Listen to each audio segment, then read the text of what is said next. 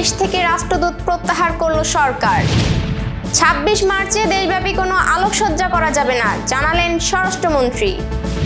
ওসমান হাদি হত্যা মামলার প্রধান আসামি ফয়সাল ভারতে আটক। ১৮ মার্চ সরকারি বেসরকারি ছুটি ঘোষণায় প্রজ্ঞাপন। যশোরে জেলা আইন শৃঙ্খলা কমিটির সভা। অবৈধভাবে মোবিল বোতলজাত, যশোরে ১ লাখ টাকা জরিমানা। ইরানে অ্যাসিড বৃষ্টির শঙ্কা, জানাচ্ছে দেশটির রেড ক্রিসেন্ট। দর্শক, আমাদের রাতের আয়োজনে আপনাদের সাথে আছি আমি প্রত্যাশা আক্তার নিশা। শুনছিলেন প্রধান শিরোনাম। এছাড়াও রয়েছে দক্ষিণ পশ্চিমাঞ্চলের রাজনৈতিক, সামাজিক, অর্থনৈতিক ক্ষেত্রের বিভিন্ন গুরুত্বপূর্ণ খবর। বিস্তারিততে যাওয়ার আগে আপডেট খবর পেতে গ্রামের কাগজের ইউটিউব চ্যানেল সাবস্ক্রাইব এবং ফেসবুক পেজ ফলো করে রাখুন। অন্তর্বর্তী সরকারের সময় রাষ্ট্রদূত হিসেবে চুক্তিভিত্তিক নিয়োগ পাওয়া ৪ রাষ্ট্রদূতকে প্রত্যাহার করেছে সরকার। আজ রবিবার পররাষ্ট্র মন্ত্রণালয়ের এক সংবাদ বিজ্ঞপ্তিতে এ তথ্য জানানো হয়। বিজ্ঞপ্তিতে বলা হয়, পর্তুগাল, পোল্যান্ড, মেক্সিকো ও মালদ্বীপে কর্মরত চুক্তিভিত্তিক রাষ্ট্রদূত এম মাহফুজুল হক, মোহাম্মদ মঈনুল ইসলাম, এম মুশফিকুল ফজল আনসারি এবং মোহাম্মদ নাজমুল ইসলামকে প্রত্যাহার করা হয়েছে। তাদের পররাষ্ট্র মন্ত্রণালয়ের সদর দপ্তর ঢাকায় বদলি করা হয়েছে। এছাড়া যুক্তরাজ্যে নিযুক্ত বাংলাদেশের হাই কমিশনার আবিদা ইসলামকেও প্রত্যাহার করে পররাষ্ট্র মন্ত্রণালয়ে বদলি করা হয়েছে। বিজ্ঞপ্তিতে আরও বলা হয়, এসব রাষ্ট্রদূত ও হাই কমিশনারকে অতি সত্বর পররাষ্ট্র মন্ত্রণালয়ে যোগদানের জন্য নির্দেশ দেওয়া হয়েছে। জ্বালানি সংকট মাথায় রেখে কৃচ্ছ সাধনের উদ্দেশ্যে এবার ২৬ মার্চে দেশব্যাপী কোনো আলোকসজ্জা করা যাবে না বলে জানিয়েছেন স্বরাষ্ট্রমন্ত্রী সালাউদ্দিন আহমদ। আজ স্বরাষ্ট্র মন্ত্রণালয়ের সভাকক্ষে আইন শৃঙ্খলা সংক্রান্ত কমিটির বৈঠক শেষে সাংবাদিকদের এ কথা বলেন তিনি বলেন, এই দিবসে আমরা ঐতিহ্যগতভাবে আলোকসজ্জা করে থাকি। উদ্ভূত পরিস্থিতিতে এবং যাতে ফুয়েল ক্রাইসিস না হয় এবং কৃচ্ছ সাধন করতে পারি, সেজন্য আমরা সিদ্ধান্ত নিয়েছি এবার দেশব্যাপী এই দিবস উপলক্ষে কোনো আলোকসজ্জা করা হবে না। এটা একটা গুরুত্বপূর্ণ সিদ্ধান্ত, আর যাতে নিরাপত্তা নিশ্চিত করা যায় সব দিকে সবাই সেটার ব্যাপারে আন্তরিক হন। সংশ্লিষ্ট সব দপ্তর, মন্ত্রণালয় এবং জনসাধারণের সবারই আমরা সহযোগিতা কামনা করছি। ইনকলাব মঞ্চের সাবেক মুখপাত্র ওসমান হাদি হত্যা মামলার প্রধান আসামি ফয়সাল করিম মাসুদকে গ্রেফতার করেছে ভারতের পুলিশ। আজ দেশটির পশ্চিমবঙ্গ প্রদেশের পুলিশের বিশেষ শাখার সদস্যরা তাকে বনগাঁও সীমান্ত এলাকা থেকে গ্রেফতার করেছে। পশ্চিমবঙ্গ পুলিশের বরাত দিয়ে ভারতীয় বার্তা সংস্থা ANI এর এক প্রতিবেদনে এই তথ্য নিশ্চিত করা হয়েছে।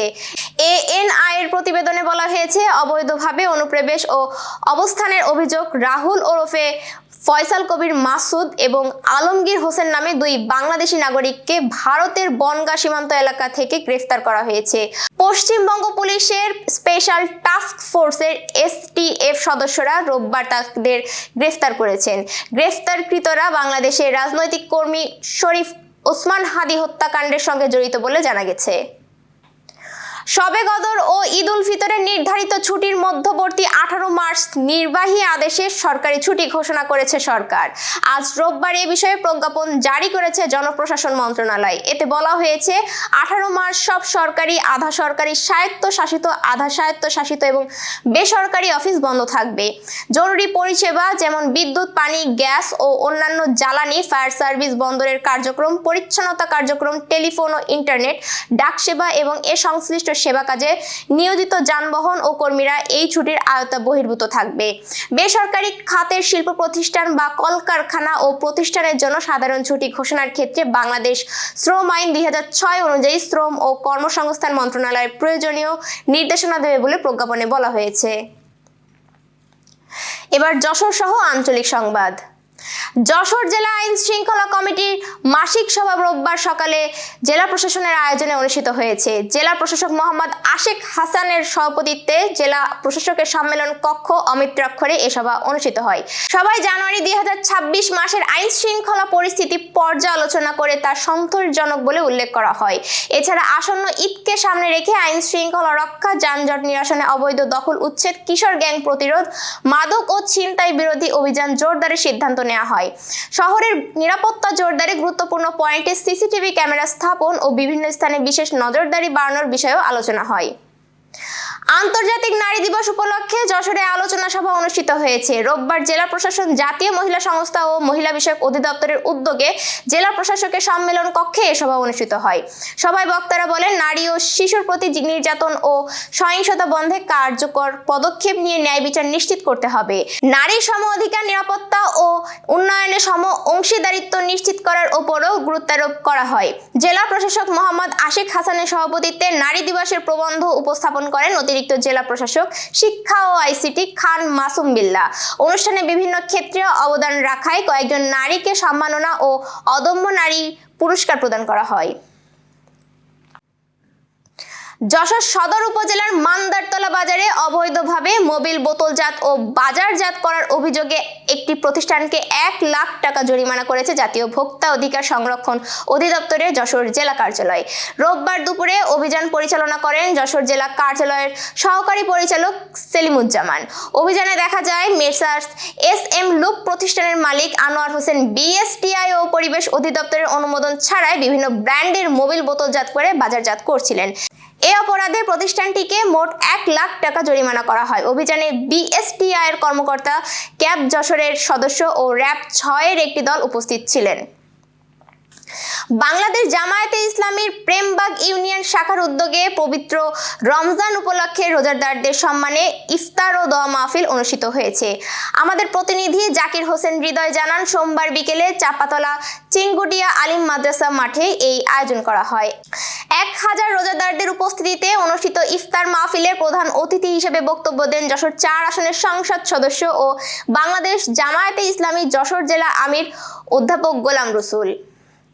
যশোরের বাঘারপাড়ায় 5 শতাধিক শ্রমজীবী ও নিম্ন আয়ের মানুষের মাঝে ঈদ উপহার সামগ্রী বিতরণ করা হয়েছে। জেলা স্বেচ্ছাসেবক দলের যুগ্ম আহ্বায়ক শামীম হাসানের উদ্যোগে এ কর্মসূচি অনুষ্ঠিত হয়।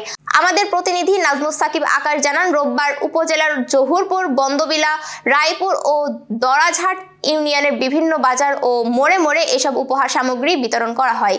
সাবেক প্রধানমন্ত্রী ও বিএনপির চেয়ারপারসন বেগম খালেদা জিয়ার রুহের মাগফিরাত কামনায় এই কর্মসূচি পালন করা হয় বলে আয়োজকরা জানান। রোববার যশোরের একটি হোটেলে ইসলামী আন্দোলন বাংলাদেশ যশোর জেলার শাখার উদ্যোগে ইফতার মাহফিল অনুষ্ঠিত হয়েছে। অনুষ্ঠানে বক্তব্য রাখেন কেন্দ্রীয় শিল্প ও বাণিজ্য বিষয়ক সম্পাদক মাওলানা সোয়াইব হোসেন। এ সময় উপস্থিত ছিলেন জেলা সভাপতি মাওলানা মোহাম্মদ আব্দুল হালিম ও সাধারণ সম্পাদক মোহাম্মদ আলী বিশ্বাস সহ দলের অন্যান্য নেতৃবৃন্দ। Renaissance hospital and diagnostic centre. রেনেসাতেই মিলছে কম খরচে উন্নত সেবা, তাই নিশ্চিন্তে আমাদের সেবা নিন, সুস্থ থাকুন। Renaissance hospital and diagnostic centre, সদর হাসপাতাল মোড়, দরাটানা, যশোর।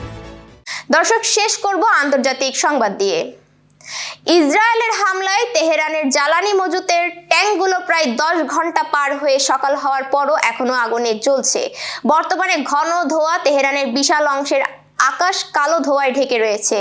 দূষণের প্রেক্ষিতে পরিবেশ সুরক্ষা সংস্থার তরফ থেকে নাগরিকদের অনুরোধ করা হয়েছে যেন তারা খোলা জায়গায় যাওয়া থেকে বিরত থাকেন এবং যতটা সম্ভব বাড়িতে অবস্থান করেন। ইরানের রেড ক্রিসেন্ট এই আগুনের কারণে অ্যাসিড বৃষ্টি হওয়ার সম্ভাবনা নিয়ে সতর্ক করেছে। রেড ক্রিসেন্টের বিবৃতিতে বলা হয়েছে, তেলের গুদামে বিস্ফোরণের ফলে বিপুল পরিমাণ বিষাক্ত হাইড্রোকার্বন, সালফার ও নাইট্রোজেন অক্সাইড বায়ুমণ্ডলে ও মেঘের মধ্যে প্রবেশ করে। ফলে বৃষ্টি হলে সেই বৃষ্টি অত্যন্ত বিপজ্জনক হয় এবং তাতে অ্যাসিডের বৈশিষ্ট্যও থাকতে পারে। এই ছিল আজকের রাতের আয়োজন। এরপর সকলের খবর দেখার আমন্ত্রণ জানাচ্ছি। পবিত্র রমজানে ইফতার থেকে সাহারি পর্যন্ত পর্যাপ্ত পানি পান করুন, বিদ্যুৎ ব্যবহারের সাশ্রয়ী হন এবং সেই সাথে সচেতন হন পানি অপচয় রোধে এবং মশাবাহিত রোগ সম্পর্কে। শুভ বিদায়।